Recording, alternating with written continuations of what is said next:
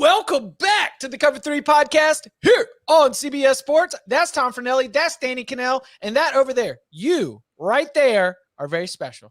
You are special. You are a subscriber who is coming to hang out for the subscriber-only mailbag. We've teased this out for a couple weeks that if you are subscribed and if you hit that bell for notifications, then you will be the first to know if we've got something that happens to pop up. This is something that we're experimenting with right now, and we've already got a bunch of people hanging out. Our goal for the next, half hour or so is going to be to answer your questions, break them down just like we would in a mailbag episode, and we'll see how this goes. So we appreciate everybody for hanging out. Guys, you want to just go ahead and start pulling some questions up? All right, let's fire away.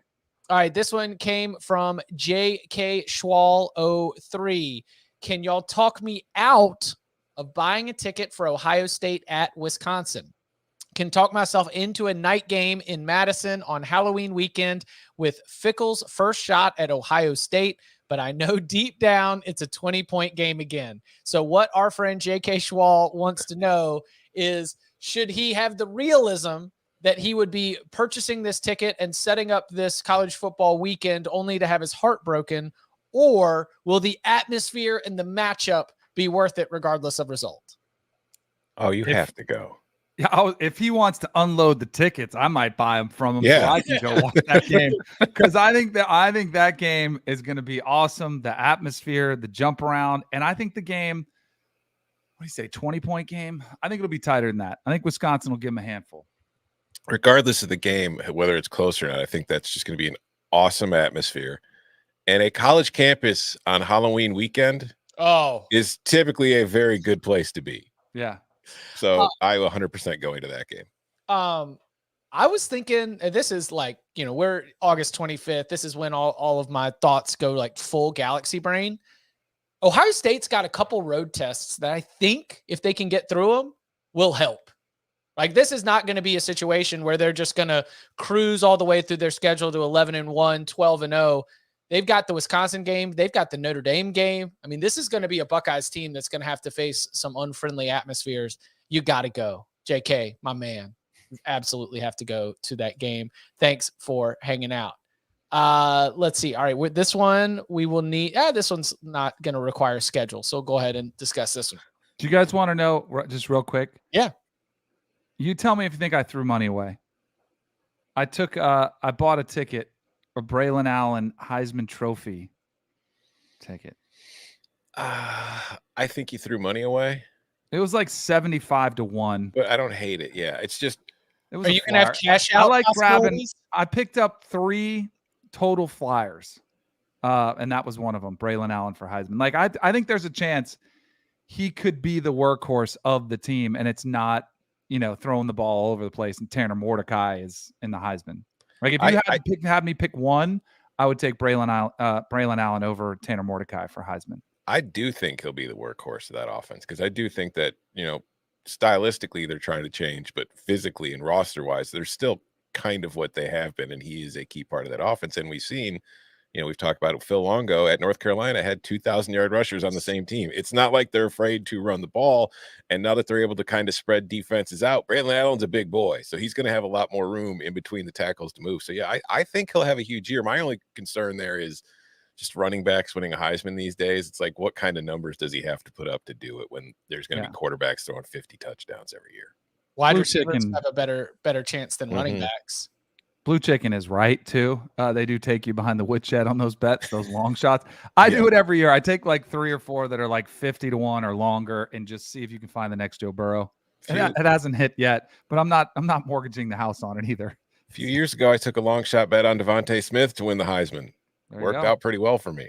Yeah, it did. It worked out really well. Shout out Marvin Harrison Jr. It's my Heisman Trophy pick. Devontae Smith ran so Marvin Harrison Jr. could fly. Mm-hmm. All right. RB, which struggling state that's currently in a stage of rebuilding their major programs has a better shot at success in the next 3 years? Surprise. Hey, what's up, bud? Guys, surprise. Like, nobody told me. Luckily, I had notifications on, so I see this thing. Did you guys know? Nice of you to show up. I just came out of a workout, came out of the gym. This is when you put a shirt on today, which was good. Like, I mean, a surprise show with Danny could literally be shirtless Danny pre-show, which we get Not all the time, but Listen, that's not just subscriber. That's you got to put in an eBay auction for getting shirtless any episode. Danny just walks around naked all the time. I bet you Danny's going to do his Zoom session shirtless, though. That's right. I bet he is too. All right. RB says, which struggling state that's currently in a stage of rebuilding their major programs has a better shot at success in the next 3 years, Arizona or Virginia? So we're talking about Arizona and Arizona State in Arizona, Virginia, Virginia Tech. If we're talking about the major programs in Virginia, of course, you've got, JMU would like a word, yada, yada. So between the Virginias or the Arizonas, who's got a better chance at success or higher levels of success in the next 3 years? I think it's easy. Arizona's. Yeah. Arizona's because the new Big 12, there's not as many powerhouses. Utah will be interesting because they'll probably come in and sort of own the top of that. Oklahoma State, there'll be some teams in the mix, but ACC, like it's Florida State, Clemson, it's North Carolina, Miami, like you're fighting against those to kind of make inroads at the top. I just think the path to get, back to a top tier, potentially even contending for a conference title, I think it's Arizona's. Agree. Mm-hmm. Yeah, it's a little bit more of an uphill battle for sure. All right, let's stay in the new Big 12. And I'm saying new Big 12, like 2024 Big 12. Bud, going to need your expertise here. How would you rank the new Big 12 in terms of recruiting potential? Ooh, okay. This is pretty fun. So lose Texas, Oklahoma. We're gaining the four corner schools. And you've got the other four. The new ones that UCF. Does UCF go up there? Houston. Yeah. I think it's probably TCU, Texas Tech, Baylor, UCF, and then kind of a drop, I would think, maybe. Interesting. Those sort of four stand out to me in a way that the others don't. You don't think Houston has the potential in the same place as like a Texas Tech does as far as recruiting? I mean, I would like to see Houston keep some of their guys, but then I guess I guess you could say that UCF lost Matt Lee and Devontae Brown to Miami, so that they didn't necessarily keep their studs either. Yeah, I don't know why you can't put Houston in there. Certainly, Texas Tech probably those five. Texas Tech spends. Yeah, that's what I was going to say. Texas Tech is spending, and TCU has been doing all right out of the portal. What's their high school recruiting looking like? It's not bad. I will say Jeremy Clark, who's our TCU 24/7 sports publisher, said that he's not sure this is the best team they've ever had, but it really might be the best looking roster they've ever had, like physically. So, I think TCU has money. TCU is willing to spend it, and given the recent success they've had, I think that they absolutely could be up there at the top. I also, again, unless you're really competing for a natty, I'm not going to tell you that recruiting rankings don't matter because they still do have some predictive value. But the further you go away from legitimately, realistically here, just not fantasy land, having a shot to be the number one team in the country, the more important to me fit becomes. Understanding what you run, what warts you can deal with, and which ones you can't, right? If you're just collecting talent and you're like a top 40 but not a top 5 program, you can get some really mismatched pieces. The best programs at that level are the ones that understand what they have to, what they can and cannot compromise on for their systems. Like not worrying about winning signing day, but instead making sure you get and some of that can be like the fit in the pieces scheme wise, but also personality. Are you the kind of human being that's going to fit in with our roster? Because I feel like there are so many 4-stars in any given recruiting cycle. There's a lot of 4-stars that are bad fits for the teams that they take, and the fans are always celebrating them, and because it's a blue chip, but not necessarily one where you're going to see it pan out for sure. Do you think, going back kind of like the last question we discussed, like, will the Arizona schools coming from the Pac-12 and kind of already having an inroad with California, especially with, we've seen a lot of population migration from California to Arizona. Do you think them, with their pre-established connections and then now having easier access to Texas, could see a bump in their recruiting? I think they possibly could. Yeah. I mean, I don't know if it'll be a huge bump, but it certainly likely won't hurt them. Right. The only real thing is, when you're recruiting the super elite guys, like, is it going to hurt you if you're not in the Big Two? I don't know. Like, it's crossed my mind, but I'm not entirely sure. Right now, if you look at the rankings for the new UCF, Texas Tech, Arizona, TCU, and Cincinnati. So obviously, Arizona already has 20 kids committed. So Cincinnati's actually doing a really good job too. I think, like, just getting guys who fit them. I don't think they have a lot of NIL to play with. So you got to be able to have good personalities and like, good people identifying for you there. All right, Scott Satterfield getting it done. I've got some ones that are starred along the way. So if you guys see any questions you want to pull up, I can keep throwing them at you, or if there's one you want to get to, we can throw it on the screen.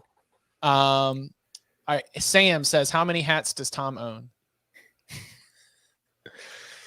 At least 25. Okay. I can't say. I got him beat. Wow. Pretty good. Yeah, you guys have 25 hats? Danny. I get people give me crap for wearing a different hat every day on the show. Danny's wearing a different hat every day on this show too. Like, now I'm gonna start rolling them, because this is definitely a repeat hat. I was looking for some good luck for the weekend. Now I'm gonna start rolling them. I'll start showcasing the collection. I'm more like yours. Mine are more. You have a lot of teams represented. Or I got a lot more like just golf hats and What is the better rivalry in college football? DK versus the SEC or Bud versus the mute button? I mean, DK at least wins sometimes. My ass just gets owned. I like that one. Washington Generals asked. Thank you. I just got a text from my wife that says I have at least 40 hats. Oh, I was gonna say the 25 seemed like an undersell. No, I could see 18 right here. And then I'm thinking I've got about 7 more upstairs that I know of. I've got, I'd say 25 to 30. I think she's very much overestimating the number of hats. When you have a problem is when my wife and I just went away. We were gone for 3 days, 3 nights. We went to Vail, and I think I had 6 hats on the trip. You packed 6 hats, or you came back with 6 hats? Well, I wore 1, so I packed 5. But I had 6 on the trip, which is totally unnecessary. Yeah. But you gotta accessorize. You gotta match your outfits. Yeah, it's true. I mean, some people have like 50,000 pairs of Nikes. Right. I have different hats. Yeah. There you go. Do you guys have certain hats that you keep in the garage? Like I have like workout hats that like I want to wear when I work out, because like I have like, not dress hats obviously, but like I feel like you have like hats that you would wear out, and then you have hats that you wear like just for like outside and stuff. And then eventually I'll retire a nice hat to the garage, right? Because it's just you worn it out pretty good. Well, you also have display hats behind you. I do have some display hats. Shadow Creek and your Shadow Creek was solid. I did not get a Diamond Creek hat, but I may remedy that. Like we'll out we'll Messi. We'll have the battle of the creeks. Oh, look at that. And then I have they're not a sponsor on this show, but a certain fantasy app. I do have this for other shows. I do. Don't give them any free pub. No free ads. They didn't pay for cover 3. And actually, by the way, have you seen the Tampa Knowles? I was their kickoff speaker, dude. This is a dope hat. Like, oh, that is got it's got some nice construction to it. Yeah. Yep. So shout out to that club. Really great job, Michael. I have a Notre Dame shirt. I've worn it before on the show. Yeah. I've got 1 hat for the pool, 1 hat for yard work, 1 hat for golf, and then the rest are in a box in the closet. You get retired, like you're at the top line for one of those 3, and then you get cycled away somewhere else. All right, this question comes from Will. He got the alert on his phone, and before we even got started, he had to get that question in. We love to see the dedication. Will says, which teams this season do y'all think end up like last year's Miami and Texas A&M? Lots of hype from the fan base, but ultimately falls way short of expectations. Both of those teams finishing 5-7. Thoughts? Can I say Miami and Texas A&M again? Yes, that's fair. I think they'll both be better. I think Texas A&M has a better shot of being like a top 15, top 10 kind of team than Miami does. I'll say that. Like, I think there's a very good shot Miami improves, but it doesn't finish the season ranked. LSU.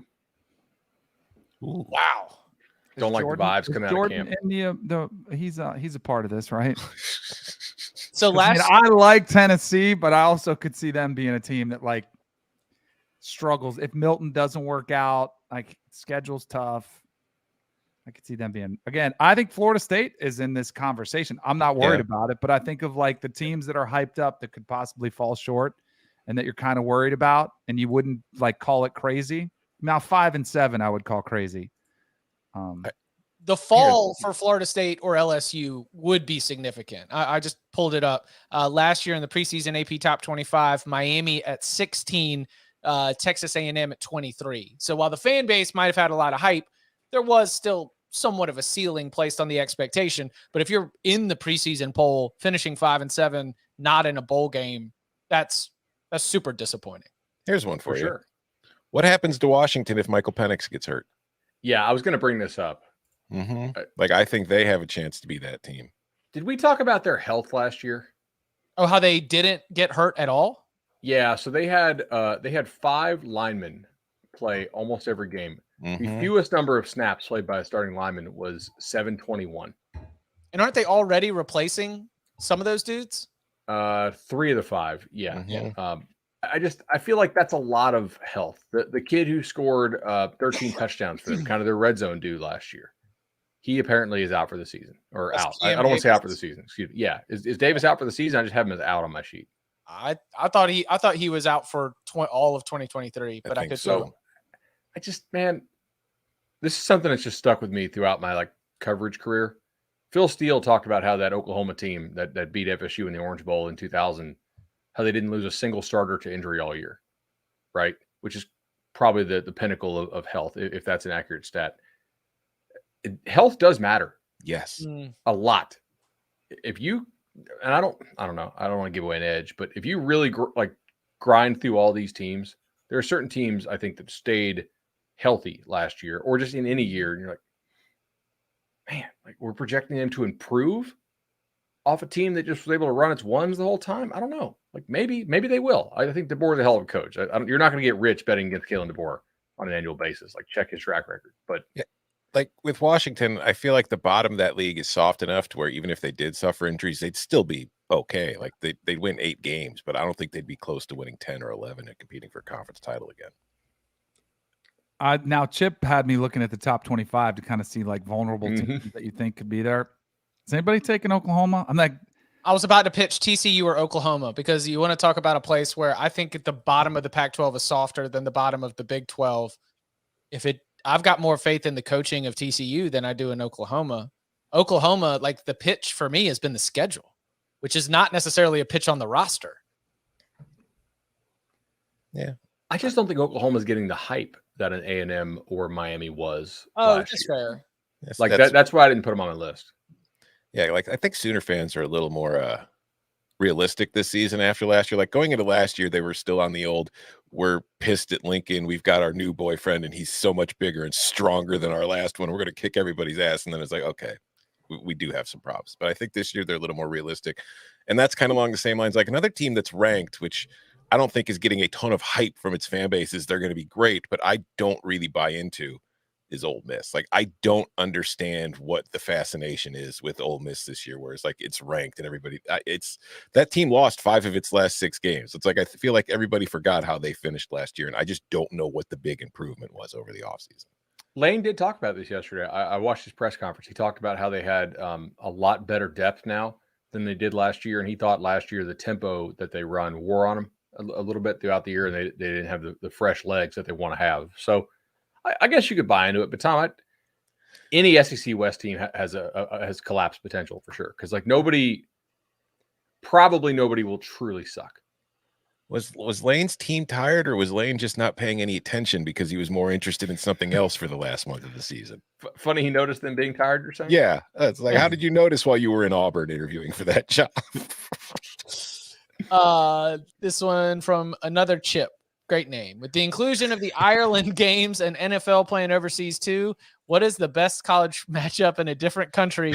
Example, USC versus Michigan State in the daggum Coliseum in Italy. Well, first of all, that game would need to be in Troy, not in Rome. I don't know. This is a fun question. I am hyped about a Big 12 Mexico game. Ooh. I don't know what it'll look like, but I'm excited to see. We keep branching over into Europe. I'm ready to go see our neighbors down south. I want to get Tennessee into Mexico City with Joe Milton just to see how far he could throw the ball in that mile-high mountain air. Because you think Mile High in Denver's high. Go play in Mexico City. That's like, you're practically at the moon at that point. I've been looking. Maybe the chat knows. Are there any other places called Death Valley other than like Death Valley, California? Like, that'd be interesting. It's not overseas, like the Sahara Desert somewhere. Mm-hmm. Yeah, right. Like, is there a place we can have Clemson and LSU play to decide the true Death in Valley? The actual Death Valley. In a Death Valley, yeah. That's a week 0 game if I've ever seen one. I mean, is there an aircraft carrier big enough to have a football game on? Probably not. Like, you could have the sailgating battles of Tennessee and Washington to decide like the. Damn, that's a really good idea. That is. I mean, under of 29.5 and hammer the under. And I want to say when they tell you how big those aircraft carriers are, they'll be like, oh, they're 3 football fields long or something like that. So I know they're different religions, but shouldn't Utah and BYU play the Holy War in the Middle East? Yes. Put that game in Jerusalem. Yeah, let's put it on some contested territory. Yeah. There we go. That's what I would rock with that. I don't watch enough soccer to know the name, but like it looks to me like there's some huge stadiums in Brazil. Yes, and they're all empty because they were built for the World Cup, and now there's nothing to do with them. They've basically already been overtaken by jungle. No, so they don't fill them. Okay. What's the one for Classico? Like, what's the Barcelona Camp Nou? Camp Nou, and then the Bernabeu for Barcelona. So you could put El Asico in Madrid or Barcelona. There you go for El Clasico. Asico with the Clasico. Can you imagine like Iowa fans in Barcelona? That's just a perfect cultural fit. It 100%. I mean, but it's a perfect fit though as well, because the amount of scoring Iowa does is pretty similar to what a soccer game is. So like, you could sell some tickets. Imagine Iowa finally playing in a place where people are like, they're scoring way too many points for me. I don't like this at all. All right. KTK says, if it were up to the crew, how many week 1 or week 2 matchups would you put in week 0? Would you throw in more conference games to get the season started? Thanks in advance if you get to this. I was actually thinking about this today because everybody talks about the creep, right? Everyone's like, well, eventually we're going to have to start the season. Week 0 is going to become week 1 because of the expanding college football playoff. And that kind of breaks my brain because the Labor Day weekend fun is the fact that it's Labor Day weekend and you can throw games on all of those days. I don't think that you can do that and expect to be able to get fans to come out and fill stadiums. I mean, maybe you still are able to get decent television ratings, but starting a full slate or more games before Labor Day weekend seems like a little bit of a missed opportunity.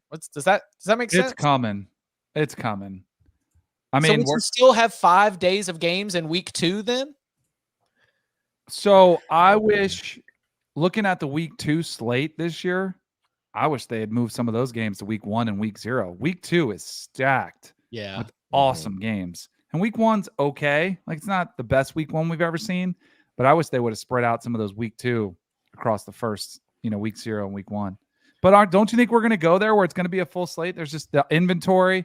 I mean, CBS Sports Network has 2 games. They have a doubleheader this weekend of conference games. Yeah.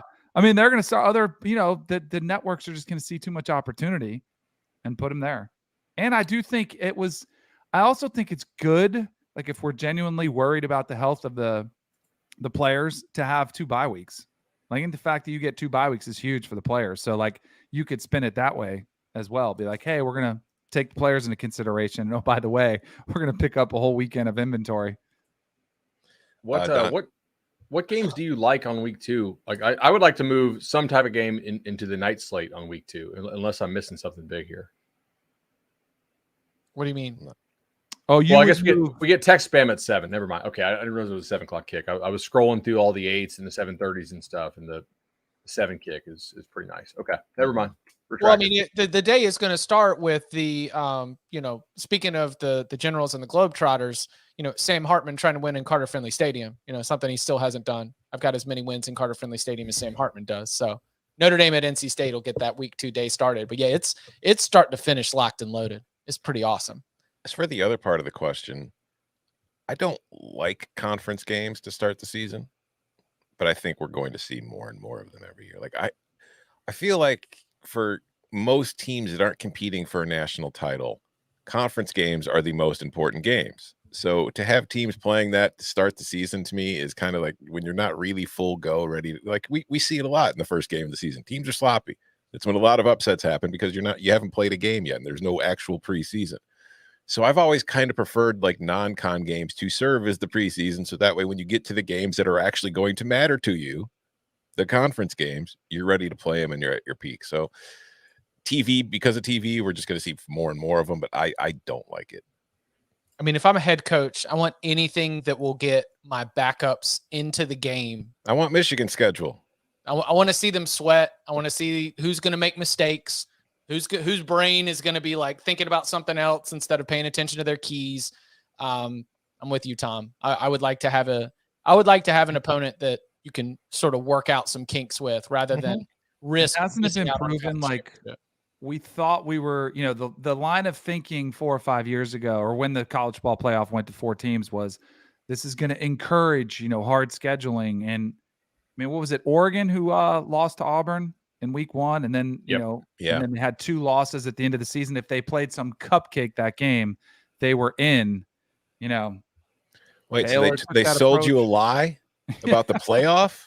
Get the hell out of here. The only thing that will change this is if we go to a more defined RPI measure type thing. Like right now, what dictates if you get in the playoff is essentially the loss column.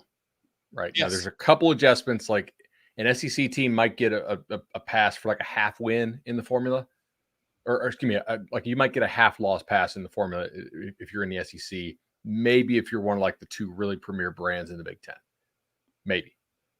If we go to an RPI type measure where your strength of schedule actually matters, and coaches see that, hey, yeah, like an 8-4 team goes over a 10-2 team because the 8-4 team legitimately was way harder, or that's probably too extreme. More like, if an 11-1 goes over a 12-0, or a 10-2 goes over an 11-1 is probably the best type example there. Then I think that programs will be more comfortable scheduling major out-of-conference games to play early in the season if they know it really won't be held against them. Well, right. But it won't matter if you win or lose. All that matters is I played a tough game. Right. Cool. But right now, the down, like they don't play the good games because they realize if they lose it, they're not going to get to the playoff because they're not rewarded for playing the tough game because the strength of schedule doesn't really factor in. We see it every year. Like, does that just come from the sports history? I heard the other day, and I wasn't able to fact check it, but that LSU's 2007 is the only 2-loss national champion. Only I've ever heard of, but yeah, maybe like pre-World War II. It's in your brain that like, okay, you can have 1 loss, but our national champions do not have 2. And expanded playoffs probably going to change that. So, but I think the reason that we're there is more about the sports history. I think this year, I feel like I say this every year, but I really do think this year you could see a 2-loss team make it. Nah. But you think so? Who? I do, because Georgia's really the only team that you look at and you're just like, oh, there's no chance they could have 2 losses. Michigan. I think of some of the other favorites, no, Michigan could have 2 losses. But if Michigan does have 2 losses, they're not in the playoff. They're not making it. Yeah. If they win the Big Ten. See, I What's disagree their simply second because hold on. What's their second loss? How are they winning the Big Ten with 2 losses? Is ECU going to App State this thing? No. No. No, the 2 loss teams that I had, because I had this was a Pac-12 champion, Florida State or Clemson. Alabama. Alabama's probably always in there. I would say an SEC champion, the 2 losses. Yeah, that's possible. Like if 2-loss Bama beats like undefeated Georgia, Right. then it's in. probably. But I'm thinking like my thought with the 2 loss is just that there is such a divide between the 5 or 6 teams at the top and everybody else that it's hard to see at least 4 of those teams having, not having more than 1 loss. But going back to the RPI and the non-con thing, I also wonder, with the way the realignment has worked, where now we got an 18-team Big Ten, and we're going to have a 16-team SEC for now. And we've got like a 16-team Big 12. Do we really need the big non-conference games? Because like, if you think about it, 3 years ago, USC versus Penn State would have been a huge non-conference game. Next year, it'll be a conference game. So it's like with all the major brands being kind of sucked up by 2 conferences, I think it's more likely that the SEC and the Big Ten go to 10 conference games and play fewer non-conference games. So I don't know. I agree with you. I mean, the non-conference games that were on the schedule are being wiped off because of conference realignment. We were supposed to get Georgia, Oklahoma this year, and we're not getting Georgia, Oklahoma this year. Arizona, Kansas State have a contract to play a non-conference game, and now they're talking with the Big 12 about trying to figure out how to still play it and do it as a non-conference game. Mm-hmm. Yeah. Like all those, we'll still have some good ones. We'll still have some good ones. See Michigan next year, who they have week 2. It's Texas. Which is interesting if Harbaugh gets a further. That's why you got to do 3 games now, because if you only had 1 more, at least he's still ready to come back against Texas. How many coaches get to be? Bama is playing 25, I think. I don't know if that gets played. If I think those get canceled. If Harbaugh suspended for the Texas game, how many who coach did they go head coach by quarter? By drive? Don't you think it was a missed opportunity for him though? He could have had Tom Brady week 1, and he could have had like Derek Jeter week 2, and then come out with somebody like some other celeb that's a Michigan fan be week 3. Like that to me was the missed opportunity. If you really wanted to troll people, it's just have celebrity interim coaches. I mean, that would have been the route to go. Do you think the coaches on staff would be pissed about that though? I don't know. I think they're probably pissed about the whole situation. I mean, wouldn't you be pissed if you're Jesse Minter and you're kind of waiting for a head coaching opportunity? You only get 1 of the games. No, I'd be happy. I think. But Sharon Moore's getting yeah, he's getting love too. Yeah, but I think I like it. I like what he did. I think he's just getting a bunch of people a chance to be head coach, and it's also kind of like a finger to the NCAA at the same time. It's way more about that than the opportunity for the coaches. And for those who aren't, the official Michigan football Twitter account put out a graphic announcing who the coaches are going to be, and all around the edges of it are chains, including chains over his own father, Jack Harbaugh, who's been named a special assistant. It's like a WWE promo. Yeah. Breaking through the chains. At SummerSlam, it's Sharon Moore versus... Oh, Michael. Yeah, of course, Michael didn't miss it. I want Bud Elliott in full Notre Dame gear and an apology to Marcus Freeman for thinking he's not an upgrade over Brian Kelly from top to bottom in detailed coaching and recruiting for the future. What does Michael have to wear if Marcus Freeman's Irish keep losing as 3-score favorites? Something Brian Kelly basically never, ever did. No, I think Michael's forced to. They're not a significant upgrade in recruiting because they're outside the top 10 right now in recruiting. Like that big bump that we thought we were going to see in recruiting. Saw a little bump, not sustained so far this year. Like it's good, but I'm not seeing a massive upgrade there in recruiting. And Marcus Freeman is absolutely, this is just fanboy stuff. Like he's not a better coach than Brian Kelly. So not yet. Could he be long-term? Maybe. I think we get Michael a t-shirt that just says Notre Dame is mid and make him wear it around for a month. Notre Dame mid-Irish, Notre Dame. I don't know. We'll work. Notre Dame middling Irish. Yeah. All right. Have y'all seen anything else you want to address before we wrap it up and get out of here? This has been fun. I'm glad we had a lot of people show up, and we'll be doing this more often. Like, tell your friends, by the way, that the only way to get this is to subscribe and turn on notifications. We'll be doing these pop-up mailbags, only answering questions from the chat. Not any, the 5-star mailbags are still going to exist. Still fill those up, but this is something new we're going to be doing this year. I'd say this one went well. Yeah. Yep. Yeah. All right. We'll do it again. And you can follow him on Twitter at Tom Fernelli. You can follow him at Danny Cannell. You can follow him at Bud Elliott 3. You can follow me at Chip_Patterson. Gentlemen, thank you very much. Thank you. See ya.